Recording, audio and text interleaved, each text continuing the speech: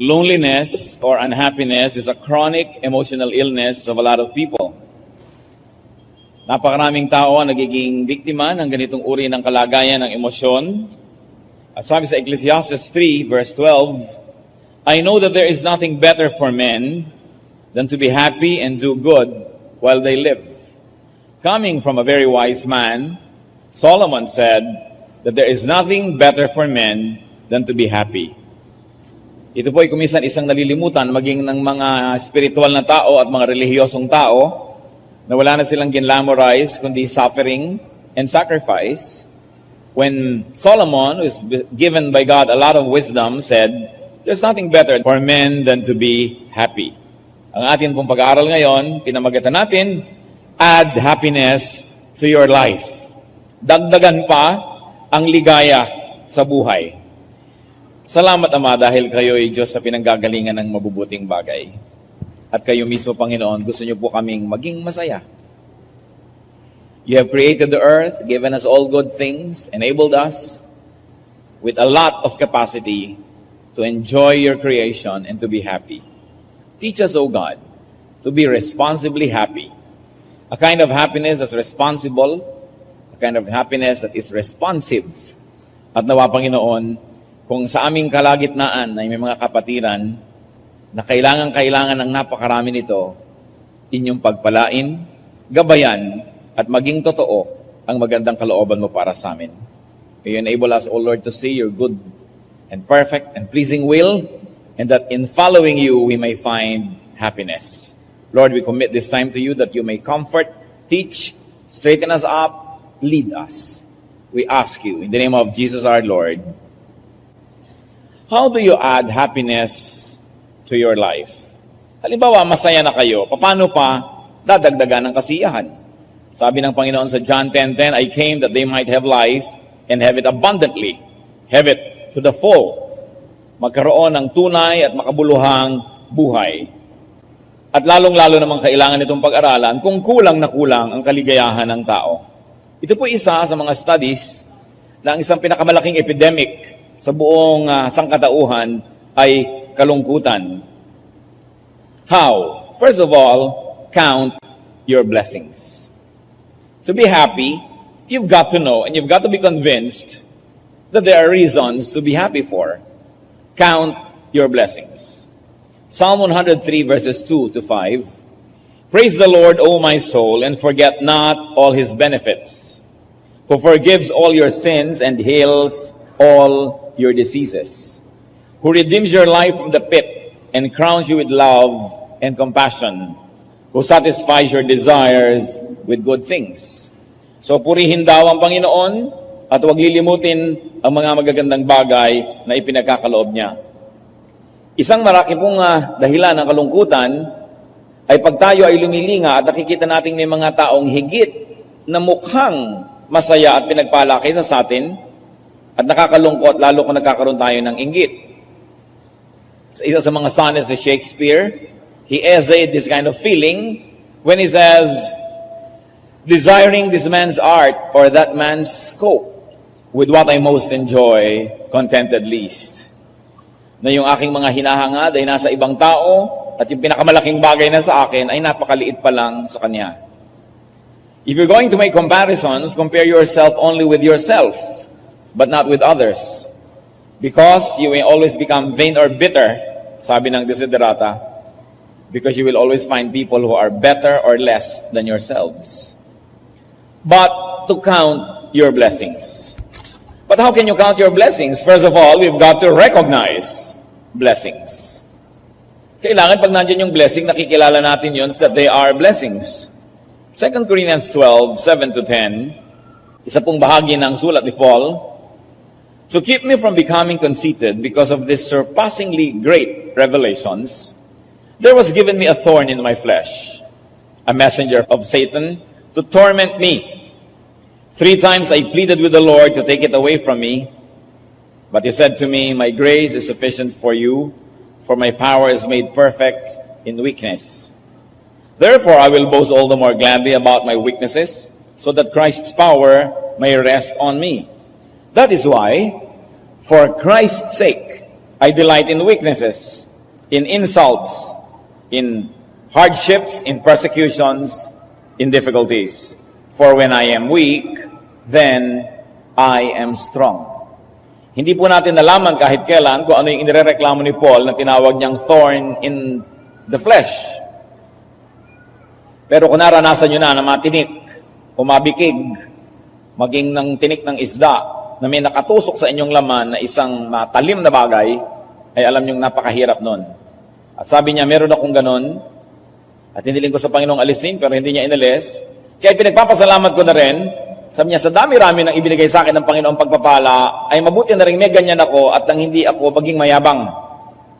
May nagpapababa sa aking kalagayan, may nagpapaalala sa akin na mayroon akong malaking bagay na pinoproblema, it keeps me humble. So, whatever keeps us humble, though they may keep us from enjoying many things that we desire, should also be counted as blessings. Merong mga tao na siguro kulang sila sa kagandahang physical according to the standards of advertising and according to the standards of Greek aesthetics. Pero dapat na rin ipagpasalamat sapagkat napakaraming tao dahil sa kanilang kagandahan ay doon pa napahamak. Napakaraming nagkagusto, napakaraming naghangad at nalito na kung hindi sana siya ganun kaganda ay hindi siya mapapalungi at mapapariwara. Kaya marami pong pagpapala, maging ang mga bagay na akala natin disadvantageous. James 1:2-3, consider it pure joy, my brothers, whenever you face trials of many kinds, because you know that the testing of your faith develops perseverance. Ano naman dito ang inaari na blessing? Persecution, trials. Sabi niya, dahil pagka may ganyan, may gantimpala ang nagtatagumpay. At hindi naman kayo papayagan ng Diyos na dumanas ng ganyan kung hindi alam ng Diyos na mapagtatagumpayan nyo kung sisikapin nyo lang sa kanyang tulong. Maging ang mga nakatanggap ng pagpalo at pagpapahirap ng kapwa, inaari nila itong pagpapala. Acts 5:41, when Peter and the other apostles were flogged and they were really hurt for teaching in the name of Jesus, the apostles left the Sanhedrin rejoicing because they had been counted worthy of suffering disgrace for the name. And that is the name of Jesus. So, baka po ang inireklamo natin sa buhay ay isa palang pagpapala at hindi lang natin nakikita yon na ganon. Kung minsan, kulang ka sa height, hindi ka tuloy naging stewardess, reklamo ka ng reklamo, yun naman pala iniligtas ka ng Panginoon sa isang plane crash. Hindi naman niya ipinahamak yung matatangkad, ha? Hindi naman gano'n ang ibig nating sabihin. Pero, naging kaligtasan mo yung parang kakulangan. Meron tayong maraming kulang. Alam nyo, kahit yung mga taong laging nasa magazine, nililitratuhan, at akala mo sila na yung model ng lahat ng magagandang bagay, ang dami pa rin nilang binibilang na kulang sa kanilang sarili, sa kanilang itsura. Kasi ang tao talaga hindi kontento. But whenever you find a handicap, a difficulty, a shortage of anything you want in abundance, open your eyes because these things just might be blessings. And then be grateful. Be thankful. Hebrews 12:28, let us be thankful. Mahalaga yung meron tayong thankful spirit. At nang sa ganon ay hindi tayo reklamo ng reklamo. Ang reklamo pwedeng palitan yan. It's only a matter of decision. Pwede kayong magreklamong umuulan, pero pwede nyo rin ipagpasalamat na umuulan.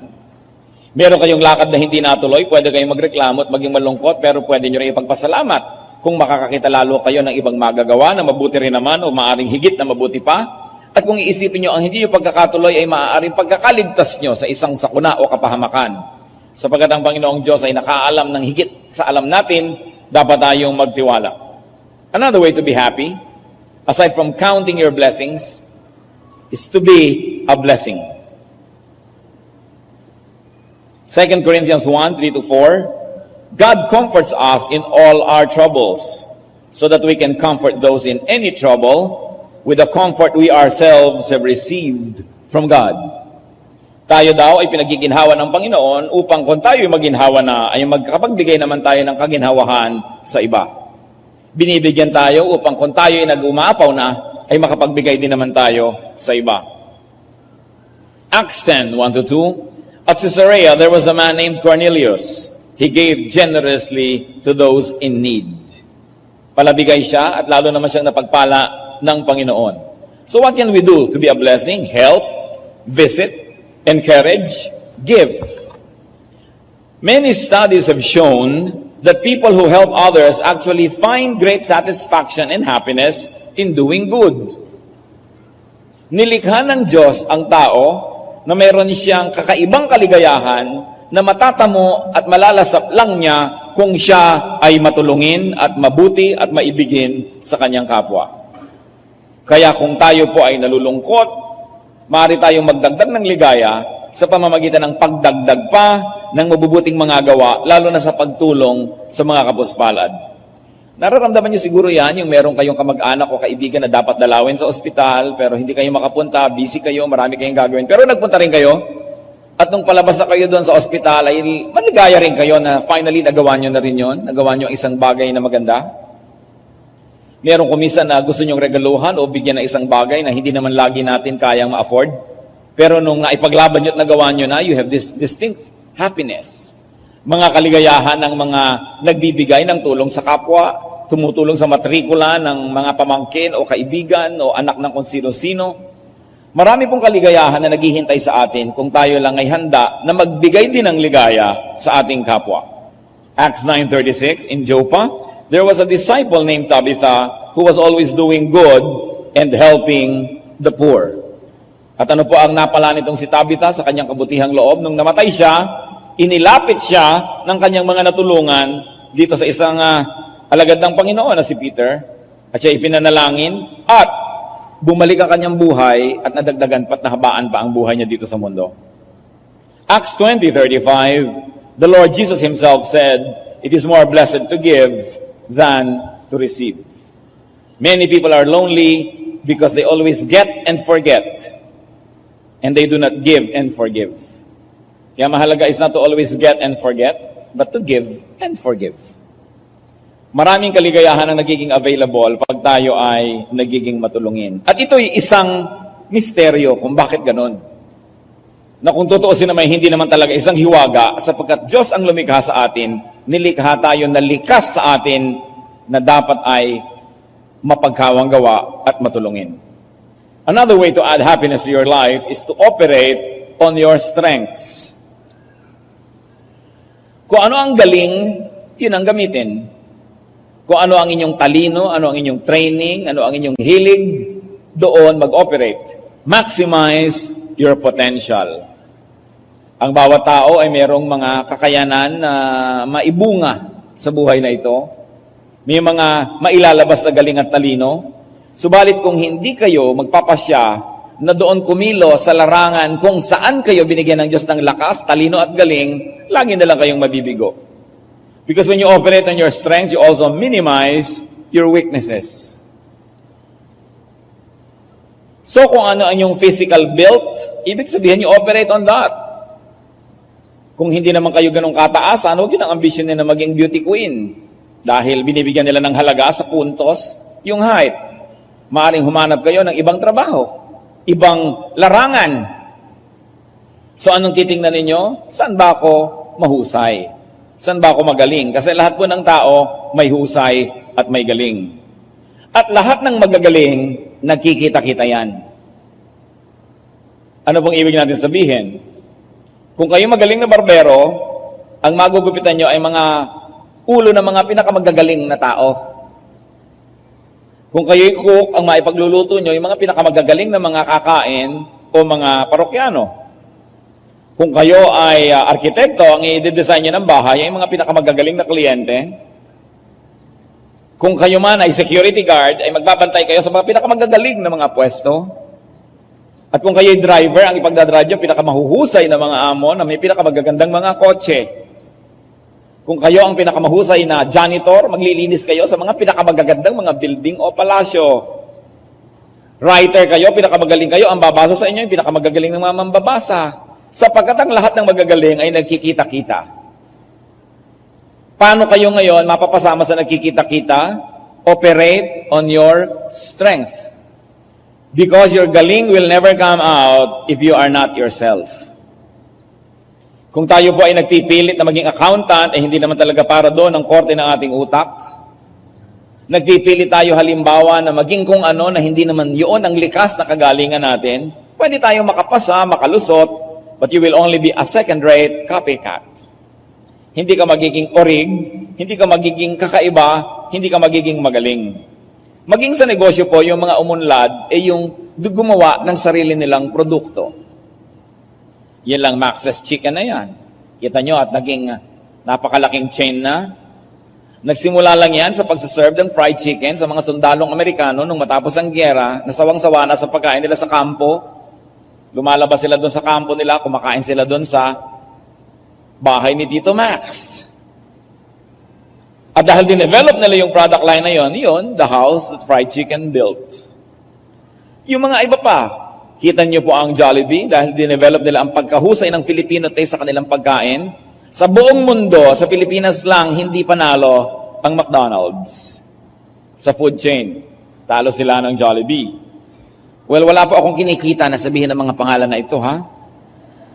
Katotohanan lang. Nung nagpakatotoo, lumabas yung galing. Kaya yung spaghetti matamis, yun ang gusto ng Pilipino. Yung mga Pilipino gusto ng mga spaghetti maaasim, nagpapanggap lang yun, sinisikmura din pagkatapos. Dahil ang gusto mo talaga yung matamis, yung mga ketchup na matamis, hindi yung maasim. So yung nagpapakatotoo, tinitingnan ko anong likas, yung mahusay niya talaga, yon ang may nangyayari. So, gusto niyong sumaya, operate on your strength. 1 Peter 4:10, each one should use whatever gift he has received. Ano bang gift nyo? Kailangan ma-identify yan. Saan kayo magaling? Saan kayo mahilig? Doon kayo bumuwal. Kaya mga magulang, napakalaki po nating papel kung paano sasaya ang ating mga anak na kung ano yung hilig talaga nilang mga kurso at kaya naman natin, hayaan natin yun ang puntahan. Kasi kung ipilit natin yung gusto natin, pwede naman sila maging second class, third class, chemist o architect o ano pa man, pero hindi sila lubos na liligaya sapagkat hindi sila nakaakma para doon. Do what you do best. Noon pong si David ay tumanggap ng hamon ni Goliath sapagkat sa hukbungin ng Israel, walang naglakas ng loob na labanan si Goliath, ang laki-laki. Itong si David, sinabi niya, akong lalaban, napapahiya na ang Diyos natin, hindi pwedeng walang lalaban. Tinawag siya nung hari, si King Saul, sa kanyang tent at binihisa ng mga damit ng hari para the best yon, no? The best armor, the best everything para sa isang kawal. 1 Samuel 17, 38 to 39. Then Saul dressed David in his own tunic. He put a coat of armor on him and a bronze helmet on his head. David fastened on his sword over the tunic and tried walking around because he was not used to them. I cannot go in this, he said to Saul, because I am not used to them. So he took it off. Huhubarin nyo yung helmet ng hari, yung mga kasuotan ng hari pag pupunta sa gyera, tatanggihan mo yung espada ng hari na pinaghirapang i-design at ang ganda-ganda. Sabi ni David, hindi ako ito. Hindi ako mananalo sa ganito lang. Hinubad niya, at ang ginawa niya, nagpunta siya sa ilog, kinapakapan niya yung ilalim ng tubig at kumuha siya ng mga makikinis na bato, inilagay niya sa kanyang bulsa, sapagkat lalabanan niya si Goliath sa tool na alam niya at master niya, that was the slingshot. Yung tirador. At alam natin, na isang bato pa lang ni David. Kaya na-insulto muna itong si Goliath. Nung makita niya yung kalaban niya, walang helmet, walang armor. Siya bihis na bihis. Ano akala mo sa akin? Bato, ang dala mo dito, patpat. Ano akala mo sa akin? Aso? Bato at patpat ang dala mo? Na-insulto si Goliath. Pero, isang asinta lamang ni David, tinamaan dito, sa noo, si Goliath, at natumbat patay. Pero kung pinilit ni David na isuot yung helmet na hindi naman kanya, yung armor na hindi naman kanya, baka nabaligtad ang sitwasyon. Kaninong helmet ang suot-suot nyo ngayon? Kaninong mga katangian ang binipilit ninyong maging inyo? Kaninong mga mukha ang isinusuot natin sa ating mga pagbabalat kayo? Habang hindi tayo nagiging totoo sa ating sarili, hindi lalabas ang ating galing. Kaya kailangan operate on strength. Unless you're going to die tomorrow morning, it's never too late to change jobs. It is never too late to change professions or vocations. to change your business, and even to change your look, to change addresses, and to change partners if you are unmarried. Huwag niyong tatanggapin na ito na, wala na ako magagawa, I'm stuck in this. No. God designed us to be able to do many great and wonderful things. And sometimes one of that is to stop doing what you have been doing that you're not enjoying anyway, that you're not good at, and that which does not give glory to your God nor to yourself. So kailangan nire-review ang ganyang mga bagay and you operate on your strength. Bawat hanap buhay, bawat profesyon, there is always room at the top. If you want to go to the top, be in the right place.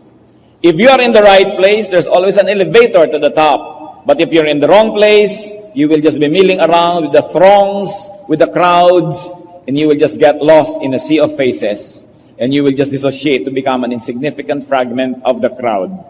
So it's important to find your right place, because that's the only place where you will blossom. Huwag po tayong matakot na magpalit. May transition yan, may bayad yan, but it's worth the effort. How else can we be happier? Get connected. Just like the Lord Jesus, who talked with, touched, and moved among people. Very importantly, if you want to be happy, connect with people. Sabi nga ni Joseph Fort Newton, people are lonely because they build walls instead of bridges. And now, this is the tall order of leadership. Because for leadership to be very, very effective, it becomes necessary to have distance. Why? Because many people, when they are close to you and they are friendly with you, they will abuse your power and office for their benefit. That's why, sabi nila, it's lonely at the top. Because responsible leaders intentionally try to keep some distance so that their emotion will not be clouded by the feelings of their friends and family, and so that they can dispense justice to all. I remember one French king, if I'm not mistaken, Louis XIV, who grew up with a friend. And once he became king, and he sat on the throne of France, this former friend got into trouble. At lumapit sa kanya, syempre ine-expect gagamitin niya ang kapangyarihan ng hari to exempt this friend from the law and to get favors not usually available to people who have no connections. And the king refused him. And this childhood friend said, I thought you were my friend. And the king said, the king has no friend. It's not because the king doesn't want to have a friend, but if you're going to be an effective, just king, you cannot afford to have friends. Because your friends will cloud your reason and will pull strings and use you so that they can abuse their fellow citizens and they can use the power of your office to benefit them. That's why the responsible leaders are compelled to keep distance. That's why leadership has a lot of element of loneliness, because leaders get disconnected. And you cannot expect leaders to always build bridges to everybody, because you know that 99.99% of people, given the chance, will abuse. And a responsible leader will not permit his friends or family to abuse his office for personal gain. That's why we need to be supportive and prayerful for our leaders, because leaders can be lonely. But ordinary mortals, like many of us, can just talk and fellowship with anybody. It's available to us. You want to be happier? Talk and fellowship. 2 John 1:12, I have much to write to you, but I do not want to use paper and ink. Instead, I hope to visit you and talk with you face to face, so that our joy may be complete. Nung araw, paper and ink. Ngayon, text. Ngayon, telepono, fax, whatever, email. Pero sabi niya, walang katulad yung magkasamang personal at nagpe-fellowship ang tao. So a lot of happiness can be available for free if only we make ourselves available for fellowship, and if we make ourselves attractive for other people to fellowship with us. So at least we should not be abrasive, and we should not be repulsive, then many people will be available to add joy to our lives. Which means that we should listen. James 1:19, everyone should be quick to listen, slow to speak. This is in relation to connecting. You cannot connect if you are not a good listener, because people will be tired of you because you're only talking and not listening. So talk and fellowship, listen, and very importantly, get involved. May disadvantage to get involved with people, pero mas maraming advantages. To be friendly, to be close with people, because people are meant to bring happiness to people. Maraming bata po ngayon ang malungkot because they play only with toys. Nung araw, children played with children. Ngayon, children play with toys. They play with computers only. They play with non-living things that pretend to be alive. Kaya sa Japan, nag-aalaga pa sila ng mga electronic chicks. Mga sisiw na hindi totoo. No? Inaalagaan nila kasi masyadong disconnected na tayo sa buhay. But if you want to be happy, be like David, be like Jonathan, who were very good friends. 1 Samuel 18:1. After David had finished talking with Saul, Jonathan became one in spirit with David, and he loved him as himself. Ganun na lang ang naging pagmamahal ni Jonathan kay David, na minahal niya si David na parang sarili niya. At ganun na rin ang pagmamahal sa kanya ni David, na nung si Jonathan ay namatay, ang pagluluksa na lamang ni David ay ganun. Isang patunay that Jonathan gave David a lot of happiness. Because people who give us happiness naturally cause sadness with their departure. Pag hindi kayo pinagluksa, ibig sabihin hindi mo napasaya yung tao. Sapagkat yung nagpasaya lang ang namimiss at ipinagluluksa. Ganon talaga ang buhay, nothing is permanent, nawawala. Pero huwag tayong matakot na dahil mawawala yan, huwag na lang simulan ang pakikipagkaibigan. Enjoy the journey while it lasts. 1 Samuel 18:3, and Jonathan made a covenant with David because he loved him as himself. Isang pagtitinginan, isang pagmamahalan na hanggang ngayon binabalik-balikan ng maraming tao at kinukuhanan ng inspirasyon. So love and be loved. 1 John 4:11, dear friends, since God so loved us, we also ought to love one another. Marami pong natatakot na umibig at natatakot tumanggap ng pag-ibig dahil ang pinaghahandaan na nilang agad nila ay yung paghiwalay. Sabihin ko, pag nahulog ang loob ko dito, paano na lang pag namatay siya o nawala? Pag nasanay akong nandyan siya, paano pag wala na? Hayaan nyo na, kung wala na, wala na. Pero kung mahalaga kung nandyan, edi nandyan. Sabi nga nila, it is better to have loved and lost than never to have loved at all. At yung mga ayaw magtaya, siyempre, walang kakabigin, walang papanalunan. Itinataya mo siyempre yung oras mo, yung panahon mo, para ka magkaroon ng ganansya. Yung kakainin mong mais, hindi mo kinain, hindi mo ginawang binatog, hindi mo ginawang cornic, itinanim mo. Pero, tutubo naman yon. Kung gusto mo kainin na lang lahat para ka sure, huwag ka dapat umasa na meron kang aanihin pagdating ng panahon. So yung pag-ibig na ibinibigay, yung pag-ibig na itinatanim, namumunga yon.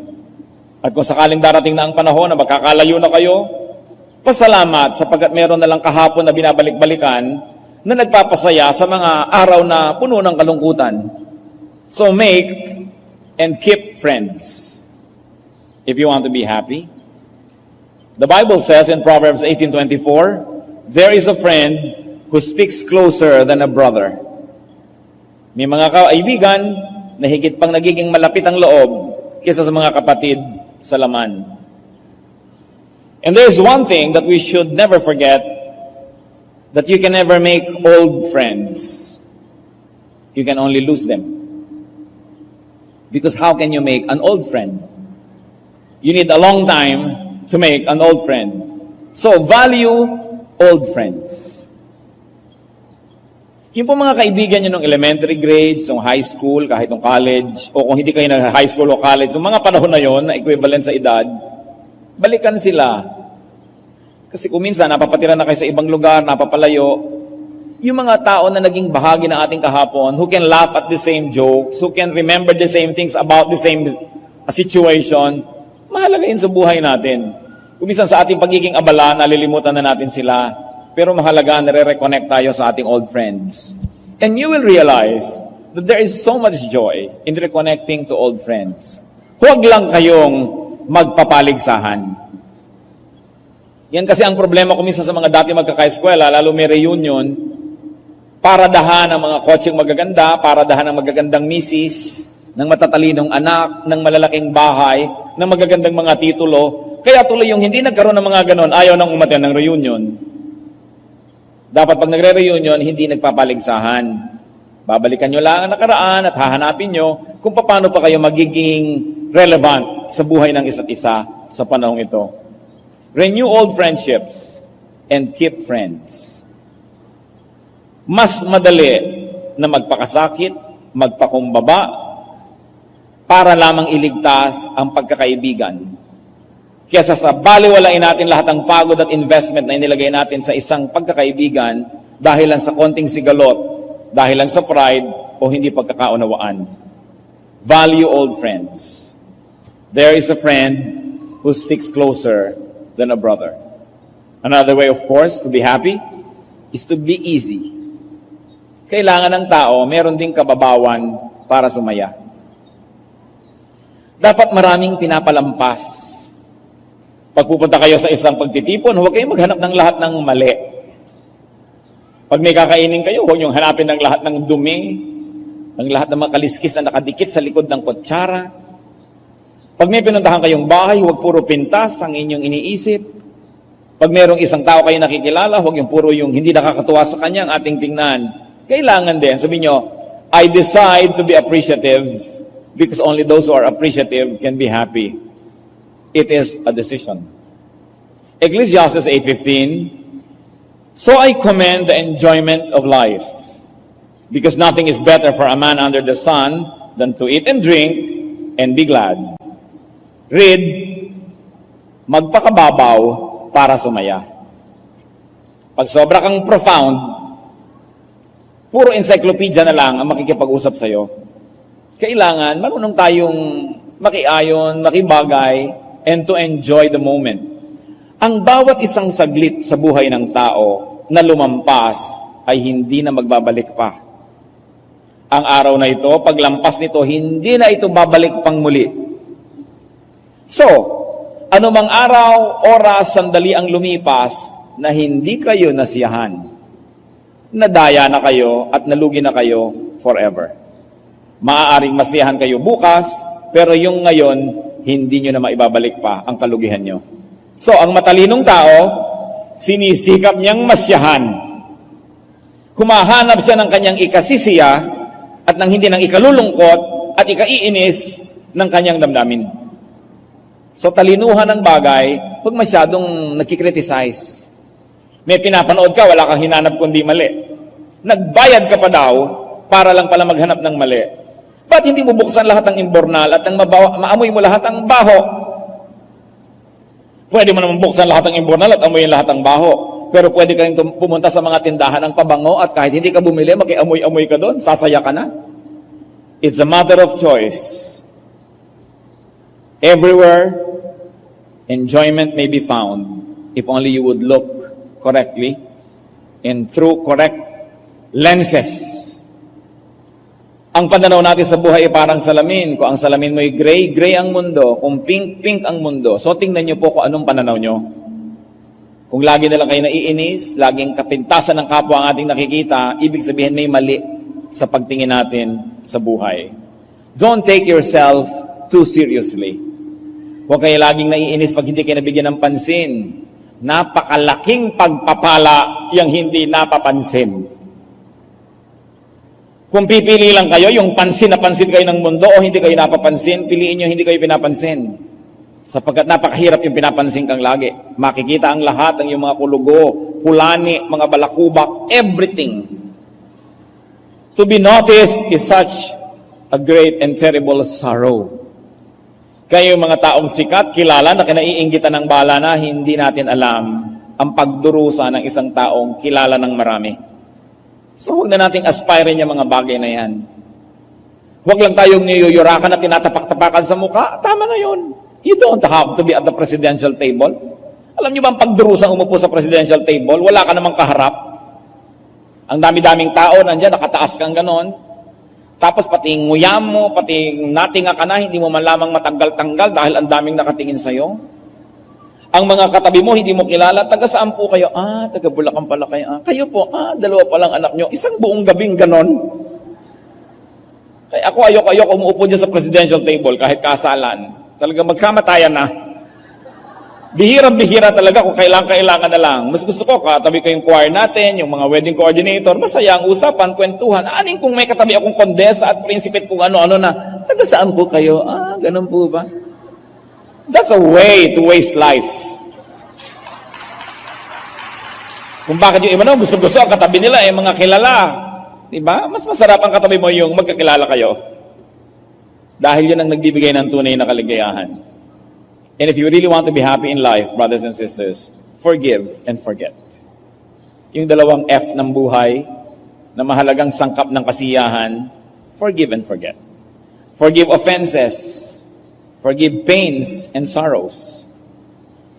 Ang buhay, matatapakan at matatapakan ka ng iyong kapwa. Dahil pare-pareho kayong gumagalaw, kuminsan masikip ang daigdig na inyong ginagalawan, kuminsan natatapakan kanyang di sinasadya. Meron namang talagang gusto kanyang tapakan dahil yun ang ambisyon niya. In any case, matatapakan kayo. Kung ipagluluksan nyo ang bawat panahon na natapakan kayo, wala na kayong gagawin sa buhay kundi malungkot. So, sabi sa Colossians 3:13, bear with each other and forgive whatever grievances you may have against one another. Forgive as the Lord forgave you. Only those who forgive can really be free. Because everyone whom you don't forgive becomes your master. Every offense that you nurture in your heart becomes your prison. Mahalaga, palampasin na lang, patawarin na, lalo't wala na namang magagawa, and get on with life. Without forgiveness, it is impossible to be happy. Sa palagay nyo kaya, tinuturuan tayo ng Diyos na magpatawad para lang tayo ipaapi? Tinuturuan kaya tayo magpatawad para tayo ipadehado? No. God loves us. And God knows that the quickest, the fastest, the shortest way to happiness is to just forgive. Kaya ang nagpapatawad ang sumasaya. And another way to be happy is to renew everything. To make things new and to make new things. Lamentations 3:22-23. The Lord's compassions never fail. They are new every morning. Nakita niyo po ang mga habag at tulong ng Diyos. Bago yan araw-araw. So meron tayong bagong energy, may bagong power, may bagong direction, may bagong tulong. So always make new things. Make new friends. Make new activities. Make new projects. Kumisa kasi yung buhay natin, nata-typecast yung mga kaibigan natin. Like, kung architect ka, mga architect kaibigan mo, hindi naman masama. Pero ano bang may kaibigan kang high school student?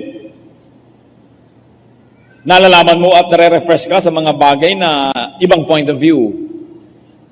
Minsan, if you're above 40, ang mga friends mo rin, mga above 40 or 35 or thereabouts, we don't cross lines. But in friendship, it's nice to have, like young people can have older friends, and to have males having female friends, to have friends coming from people that you don't know anything about, social groups, maybe interest groups, then your horizon is stretched at lumalaki ang ating mundo. That adds thrill, and that adds learning, and definitely it adds happiness. So add newness and freshness to your life. And finally, among the many ways to add happiness, get physical. Be as active as possible. Exercise. Beautify, if you like to beautify yourself. Marami pong kalungkutan dahil lang natutulog ang ating mga taba. Lumulungkot tuloy tayo. Nagiging sebo ang ating mga braso, ang ating mga tiyan.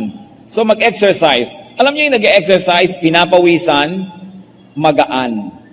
Hindi lang ang physical na pakiramdam, pati yung emosyon. At lalo pangat, gumaganda ka lalo, gumagaan ang iyong pakiramdam. With circulation, gumaganda pa ang iyong kutis. Lumiliit ang iyong waistline. Napupuri ka pa ng iba. Sasaya ka talaga. Pero tinitiyak ko sa inyo, hindi nakakatuwa, yung tumilalapit sa iyo, kinakalabit yung tiyan mo. Bakit naman ang tiyan mo? Diba kahit na may concern siya, gusto mong pampasin ang palo-palo itong, para anong pakialam mo sa tiyan ko? Ang taba mo yata ngayon, gusto mo talaga siyang sungangain, di ba? So, imbes iwas tayo ng iwas, eto na naman itong papansin sa tiyan ko, sa taba ko, di mag-exercise tayo. At gusto mo ngayon, lagi kang mapansin, nakakalat ka nakakalat para ka mapansin. Dahil ikinatutuwa mo na yung pansin. In other words, this situation will never change unless you did something about it. So why don't you decide to get physical? Jesus grew in wisdom and stature, in favor with God and with men. Balanced growth. Wisdom, mental. Stature, physical. In favor with God, spiritual. In favor with men, social. It is the way to grow. So tama na yung mga excuses, tama na yung mga delay. Let's get physical. 1 Timothy 4:8, physical training is of some value. May halaga yan. And the body is a temple of the Holy Spirit, so the nicer it looks, the better for everyone. Do not just desire health and fitness and beauty. Acquire them. And of course, it requires work. Siguro kung meron lamang na yung babayaran mo para mag-gym para sa'yo, naku, napakaraming uupa. Pero ikaw yung gaganda yung katawan. Ha? Pero hindi pwede, you've got to do it yourself. Kung meron pa kayong intention ng araw pa na mag-exercise, gawin nyo na. Mamayang-mamaya rin, magsimula na kayo. Tanggalin ang mga sebo. Sapagkat hindi yan nakakabuti. Tsaka alam nyo talaga, yung inactivity, immobility, hindi na kailangan may magtaksil sa inyo. Hindi na kailangan may magsalita ng masakit. Yun lang wala kang ginagawa, nakakalungkot na. So dapat may ginagawa ang tao. Job said, I will forget my complaint, change my expression, and smile. That is a decision to be happy. Brothers and sisters, prolonged loneliness is a decision. It is a position that we take. It is an act of will. Yung biglang loneliness, alam ba na may natanggap kang text, may biglang namatay, hindi mo makokontrol yon, malulungkot ka.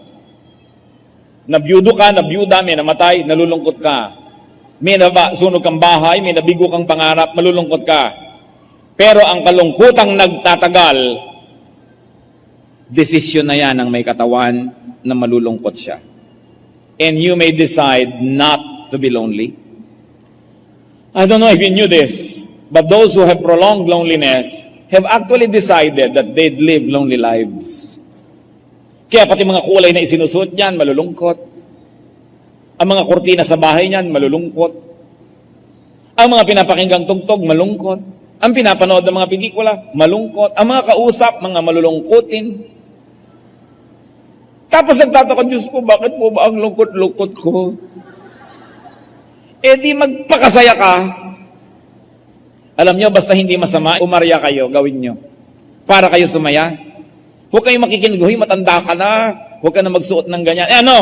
Kakainin ako ng lupa, hihiga na ako sa ataol dahil matanda na ako. Habang may buhay ang tao, kung gusto niyang baguhin ang kanyang pamamaraan, pwede. As long as you don't break God's moral law, the Christian is free to do anything that the Bible does not prohibit. Kaya lang yung ang relihiyon lang kasi, ang daming pinagbabawal, masyadong pakialamero. Dumiretso kayo sa Diyos, higit siyang maunawain at mas masayang kasama kesa sa mga religious leaders. You know, religion is obsessed with control. They will control the length of your hemline, the length of your hair, everything. No? Sapagkat siyempre, nagiging importante ang mga religious leaders kung ang lahat ay controlled na controlled. But the truth sets free. There are very, very few moral laws that we should really consider and live by. And in all other areas of life, sabi nga ni Lord, except for this one tree, you may eat of everything. Isa lang ang pinagbawal na puno, lahat pwede na. Ang relihiyon, lahat bawal except one. Kaya hindi sumasaya ang mga tao, nabibilanggo, Puro pagtitimpi, puro pagtitiis, puro pagdurusa na hindi naman hinihingi ng Diyos. The Lord said in John 10:10, I came that they might have life and have it to the full. While loneliness is a decision, happiness is also a decision. Happy people decide to be happy. Lonely people decide to be lonely. It is really in your hands. Happiness is a position. Happiness can be willed. So decide to be happy. Decide to add happiness to your life. Kung may mga karakter sa buhay nyo na walang ginagawa kundi mang inis, sabihin nyo, hindi kita pagtatagumpayin, hindi ako maiinis sa'yo. Hindi ko pagtatagumpayin ng ulan o araw, pag-a-adjust ako. Hindi ko pagtatagumpayin ng mga hindi nangyari, mag-a-adjust ako. It is a matter of decision. God likes you to be happy. God likes you to live a full life. Just observe the very important moral laws and go and seek your happiness. Aming Diyos, salamat po sapagkat kayo Diyos na maunawain, Diyos na maibigin, at Diyos na nagpapalaya. Linawin mo pong isip namin. Kung minsan iniisip namin kayong may ayaw, yung pala hindi naman kayo, kundi mga institusyon at mga tradisyon lang. Teach us to read your word with wisdom. Ituro mo po sa amin kung alin doon ang binabasa dahil dapat lang malaman at kung alin naman ang dapat sundin, give us wisdom. Teach us. At mga Panginoon, sa aming paghahanap at paghahangad ng kaligayahan, maging daan din kami para lumigaya ang aming kapwa. Maging sensitive nawa kami na hindi yung kaligayahan namin na ikinulungkot ng iba. But in our search for happiness and meaning, may we be sensitive to other people around us. Compassionate and even accommodating. Nawa Panginoon, kung may mga kapatiran dito na generally malungkot, palayain nyo. Buksan nyo ang aming mata at ang makita namin kung ano mga problemang kami mismo ang lumilikha. Kung anong mga lungkot ang nandyan dahil una inimbento namin o kaya pinapayagan namin. Turuan nyo kami, Panginoon, na itaboy ang mga kalungkutan na ito at tanggapin ang mga pagpapalang sa iyo lang nagmumula. Mga kapatid, habang tayo nakayuko, thank God for the many wonderful things you get from God and receive and actually enjoy. Then open your eyes to see that some things that you might be complaining about may actually be blessings. As they say, blessings in disguise.